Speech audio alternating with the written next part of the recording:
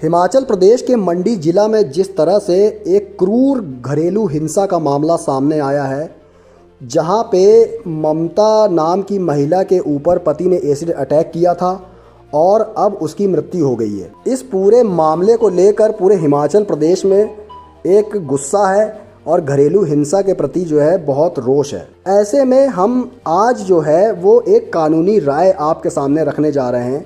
हमारे साथ शिफाली हैं जो सुप्रीम कोर्ट की एडवोकेट हैं। वो महिलाओं के अधिकार के बारे में बताएंगी और ऐसी घरेलू हिंसा से किस तरह से महिलाओं को बचना चाहिए और किस तरह से कोर्ट में अगर केस चल रहा है तो उस मामले को कैसे डील करना चाहिए। शिफाली सुप्रीम कोर्ट की एडवोकेट हैं, वो हमारे साथ कानूनी राय साझा करेंगी। ये इंटरव्यू ख़ास तौर पर महिलाओं के लिए है लिया गया और जो है महिलाओं को इस इंटरव्यू को ज़रूर सुनना चाहिए। अपने परिवार और अपने समाज में किस तरह से रहना है और कैसे अपने और अपने बच्चों को संभाल कर रखना है, घरेलू हिंसा से बचना है, उन सब के सवाल आपको इस इंटरव्यू में मिलेंगे। तो हमारे साथ जुड़ गई हैं शिफाली जी, एडवोकेट सुप्रीम कोर्ट। वो हमें बताएंगी, कई सवालों के जवाब देंगी। तो सुनिए शिफाली जी, मेरा पहला सवाल आपसे ये है कि अगर किसी महिला के साथ काफ़ी समय से पति घरेलू हिंसा कर रहा है और मामला कोर्ट में चल रहा है, पुलिस में केस भी दर्ज है, तो क्या ऐसे हालात में महिला को एक घर में पति के साथ रहना चाहिए या फिर अलग होकर अपनी ज़िंदगी बितानी चाहिए और कानून का सहारा लेकर उस मामले को जल्द निपटाने की सोचना चाहिए? अगर किसी महिला ने अपने पति के खिलाफ डीवी एक्ट में मुकदमा फाइल कर रखा है तो उसे अपने पति के साथ रहना चाहिए या अलग रहना चाहिए, ये उसके सर्कमस्टांसिस पे डिपेंड है कि उसके पास अगर कई बार मजबूरी भी होती है, महिला को सोर्स ऑफ इनकम नहीं होती, वो अपना रख रखाव नहीं कर सकती, बच्चे होते हैं तो वो मजबूरी में अपने पति के साथ रहती है। और जो महिला इंडिपेंडेंट होती हैं, जो लगता है बैक सपोर्ट भी है, हम अपना रख रखाव रख सकती हैं, तो वो अलग भी रहती हैं। कानून का सहारा लेके मामले को निपटाना चाहिए, ये बात तो सही है। डीवी एक्ट में अगर आप गए हो तो वहाँ पे हमें मीडिएशन भी मिलता है। मीडिएशन में क्या होता है कि दोनों पार्टीज़ को बुलाया जाता है, अगर लगता है मैटर सेटल्ड हो सकता है, दोनों के बीच में ऐसी कोई बात नहीं है, तो वहाँ पे मैटर सेटल डाउन किया जाता है। लेकिन अगर फिर वहाँ पे मैटर सेटल नहीं होता तो उस मैटर को फिर कोर्ट में वापस भेजा जाता है और फिर further proceedings according to the law court में फॉरवर्ड होती हैं। तो इस मामले के अंदर ये बात सही है कि हमें मैटर को अकॉर्डिंग टू लॉ ही प्रोसीड करना हो। क्या सोशल मीडिया की वजह से घरेलू हिंसा ज़्यादा बढ़ रही है? अगर कोई महिला सोशल मीडिया में एक्टिव है और उसका पति या ससुराल वाले ऐसी चीज़ें पसंद नहीं करते हैं, तो क्या महिला को ऐसे हालातों को सुधारने के लिए कंप्रोमाइज़ करना चाहिए या फिर इसमें पति की सोच ही गलत है? क्या सोशल मीडिया की वजह से घरेलू हिंसा बढ़ रही है? मैं ऐसा नहीं मानती। सोशल मीडिया से हमें नॉलेज भी बहुत मिलती है। आजकल बच्चे, बूढ़े, यंगस्टर्स सभी सोशल मीडिया को अपने नॉलेज बढ़ाने के लिए भी यूज़ करते हैं। हम अपने ब्रेन का यूज़ करते हैं, हमें उसमें क्या कंटेंट देखना चाहिए, क्या नहीं देखना चाहिए, अकॉर्डिंग टू इंटरेस्ट भी होता है। आपने पूछा कि घर में अगर नहीं पसंद है तो उसका सॉल्यूशन ये है कि हमें घर वालों के साथ बैठना चाहिए और उसका सॉल्यूशन निकालना चाहिए। महिलाओं के क्या अधिकार होते हैं? अगर कोई महिला घर पर प्रताड़ित हो रही है तो उस महिला को कानूनी तौर पर क्या करना चाहिए?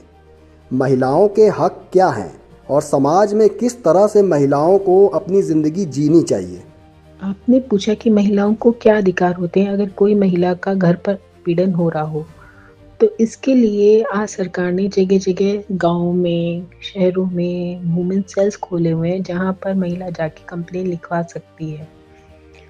वैसे तो कानून में महिलाओं को पुरुषों से ज़्यादा अधिकार मिले हुए हैं, लेकिन दिक्कत कहाँ आती है कि महिलाओं को अवेयरनेस नहीं है कि उनके क्या राइट है, वो कहाँ जा सकती हैं, कहाँ पे कंप्लेन लिखवा सकती हैं।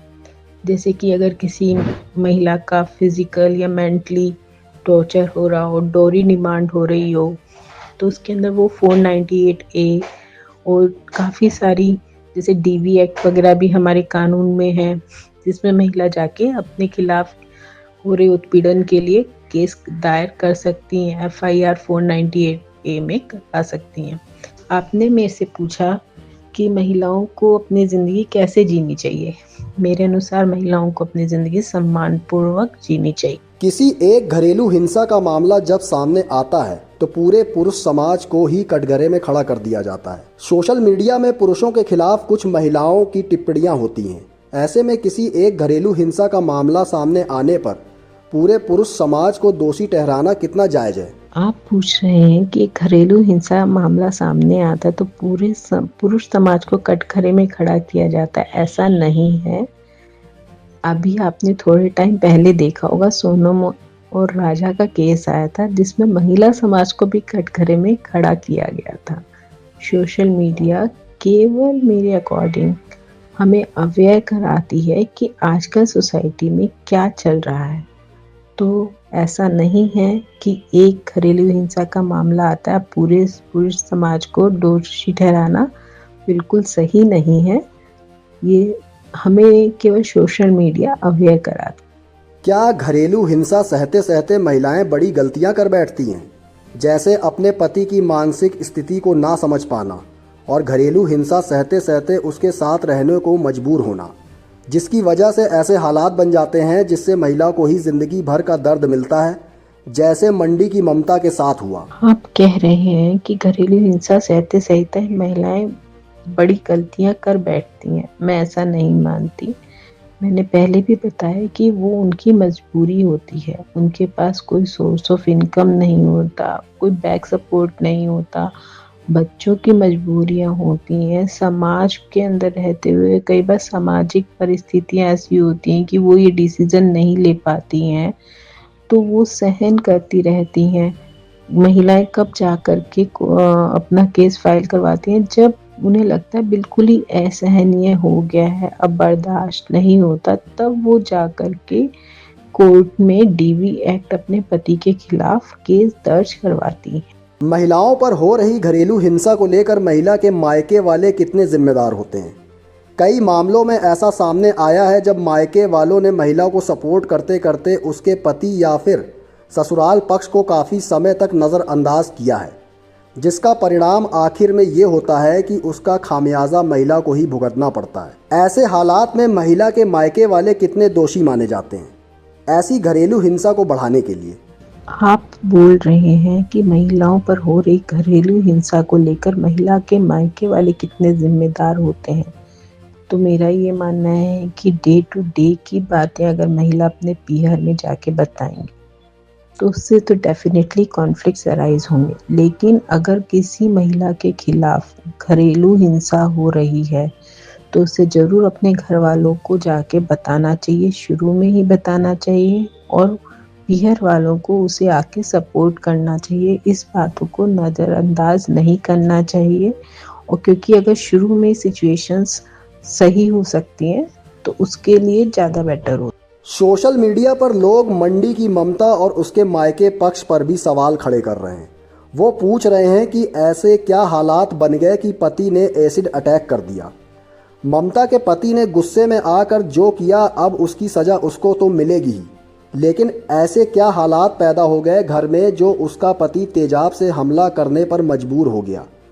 लोग इस तरह के सवाल खड़े कर रहे हैं। आप क्या कहना चाहेंगी? आप बोल रहे हैं सोशल मीडिया पर लोग मंडी की ममता और उसके मायके पक्ष पर भी सवाल खड़े कर रहे हैं। वो पूछें ऐसे क्या हालात बन गए कि पति को एसिड अटैक करने पर मजबूर किया। देखिए, मैं इसके बिल्कुल खिलाफ हूँ। कानून ने हमें ऐसा कोई अधिकार नहीं दिया है कि हम किसी की जान ले सकें। अगर उनके पति को कोई परेशानियां हो रही थी तो उनको भी कानून ने अधिकार दिए, वो जाके पुलिस थाने जाते, उसमें ममता के खिलाफ कंप्लेन दर्ज कराते। लेकिन हमें कानून ने ऐसा कोई अधिकार नहीं दिया कि हम किसी की जान ले सके। ये it is totally against the law. मंडी की जो मृतक महिला है उसके 2 बच्चे बताए जा रहे हैं, एक लड़की है और एक लड़का है। तो पति पत्नी की उम्र भी 50 साल के आसपास होनी चाहिए। 25 साल उनकी शादी के बताए जा रहे हैं। ऐसे में सवाल ये है कि इस उम्र में इस तरह की घरेलू हिंसा को ममता सह रही थी, और उम्र के इस पड़ाव में आकर जब बच्चे बड़े बड़े हैं उसके पति ने ऐसी क्रूरता जैसी वारदात को अंजाम दिया। इस पर आप क्या कहना चाहेंगी? आप कह रहे हैं मंडी की ममता के 16 से 17 साल के बच्चे हैं और उनकी खुद की उम्र 50 साल तक की है, तब तक उन्होंने घरेलू हिंसा सहन की। मेरा ये मानना है, मैंने आपको पहले भी बताया, ये सब कुछ सर्कमस्टांस पे डिपेंड होता है। उसकी मजबूरी होगी, सोर्स ऑफ इनकम लेडीज देखती हैं, उनके पास कुछ नहीं है, वो अपना रख रखाव कैसे करेंगी। बहुत सारे सर्कमस्टांसेस होते हैं जिसके कारण वो ये सब सहन करती रहती हैं। कई बार मैंने अभी आपको बताया कि लॉ की भी नॉलेज नहीं होती है, उनको ये नहीं पता होते हमारे राइट्स क्या हैं। तो अवेयरनेस भी इसके लिए जिम्मेदार होती है, जिसके कारण जो औरतें होती हैं वो इतने लंबे समय तक घरेलू हिंसा को सहन करती रहती हैं। क्या शादी करने से पहले या फिर शादी करने के बाद पति और पत्नी को समाज और परिवार के हिसाब से कंप्रोमाइज़ करना चाहिए, या फिर अपनी सोच और अपनी लाइफ के हिसाब से ज़िंदगी जीनी चाहिए? अगर किसी महिला का परिवार गरीब है या फिर पति का परिवार गरीब है, तो ऐसे हालातों में क्या पति और पत्नी को अपनाना चाहिए, या फिर दूसरों के पैसों वाली लाइफ देखकर खुद भी पैसों के पीछे भागना चाहिए, अपने परिवार को नज़रअंदाज करके? क्या शादी करने से पहले और फिर शादी करने के बाद पति और पत्नी को समाज और परिवार के हिसाब से कॉम्प्रोमाइज़ करना चाहिए, या फिर अपनी सोच अपनी लाइफ के हिसाब से ज़िंदगी जीनी चाहिए? अगर किसी महिला का परिवार गरीब है या पति का परिवार गरीब है, तो ऐसे हालात को क्या पति और पत्नी को अपनाना चाहिए, या फिर दूसरे के पैसों वाली लाइफ देखकर खुद भी पैसों के पीछे भागना चाहिए और अपने परिवार को नज़रअंदाज करना चाहिए?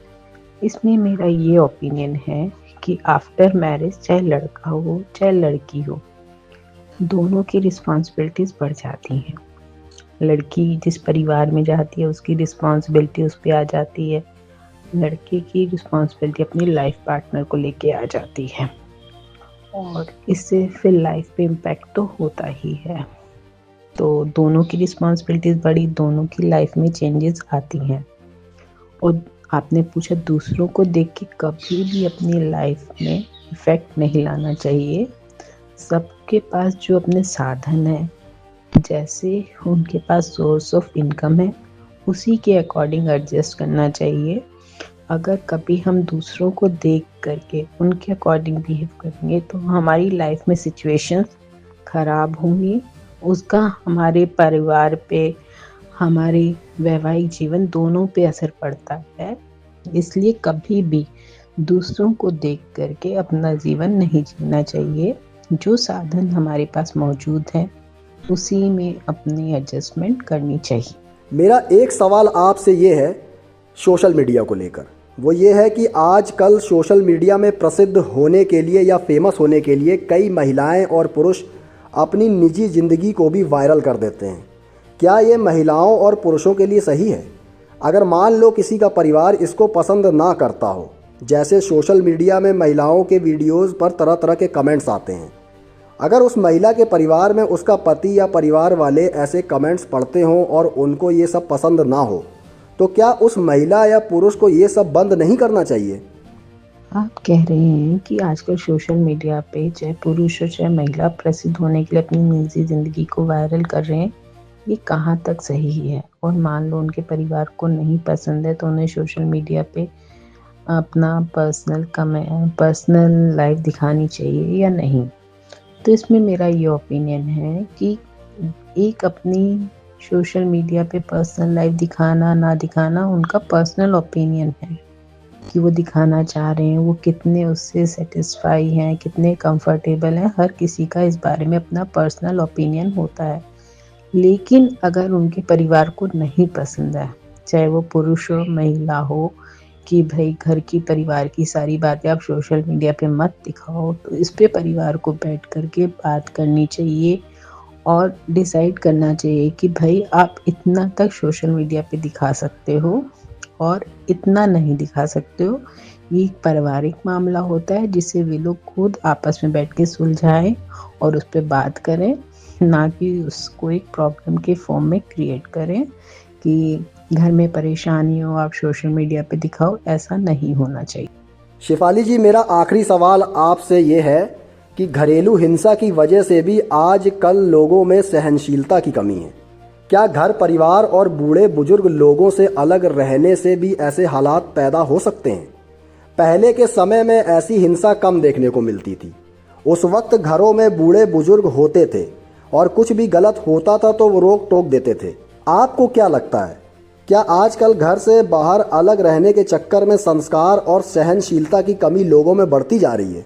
आप कह रहे हैं घरेलू हिंसा की वजह से आजकल लोगों में सहनशीलता की कमी है क्या, या घर परिवार और बड़े बुजुर्ग लोगों से अलग रहने से भी ऐसे हालात पैदा हो रहे हैं? इसमें मेरा ये ओपिनियन है, हाँ डेफिनेटली इसका इम्पैक्ट तो हो रहा है। देखिए, हर चीज़ के दो साइड इफ़ेक्ट होते हैं, एक पॉजिटिव एक नेगेटिव। जब हम जॉइंट फैमिली में रहते थे तो बड़ों की शर्म होती थी, घर में परिवार में बहुत सारे लोग होते थे, तो ये सब बातें घरेलू हिंसा वगैरह होते हुए भी थोड़े कम ही केसेस होते थे। अगर परिवार में ऐसा मामला हो भी जाता था तो बड़े बुजुर्ग उसमें बैठ करके उसका फैसला लेते थे। लेकिन क्योंकि जॉइंट फैमिलीज़ में बंदिशें बहुत ज़्यादा होती हैं तो न्यूक्लियर फैमिली आ गई। न्यूक्लियर फैमिली के कुछ फ्रीडम तो मिली, लेकिन नेगेटिव ये रहा कि दोनों अकेले रहते हैं। जब दोनों के बीच में झगड़ा हुआ तो कोई शांत करवाने वाला नहीं रहा, कोई इंटरफेयर करने वाला नहीं हुआ, तो उससे बातें बढ़ गई। तो दोनों चीज़ का इफ़ेक्ट पॉजिटिव और नेगेटिव होता है। हाँ, ये डेफिनेटली है कि पहले के अपेक्षा अब घरेलू हिंसा शायद ज़्यादा बढ़ गई। तो ये थी हमारे साथ एडवोकेट सुप्रीम कोर्ट शेफाली जी, जिन्होंने महिलाओं को और पुरुष को लेकर काफ़ी कुछ जो है कानूनी राय एक बताई घरेलू हिंसा को लेकर। दोस्तों, आप लोग क्या राय रखते हैं कमेंट बॉक्स में हमें ज़रूर बताइएगा। आपको ये इंटरव्यू कैसा लगा और कानूनी सलाह कैसी लगी, इसके बारे में भी कमेंट बॉक्स में ज़रूर बताइएगा। धन्यवाद।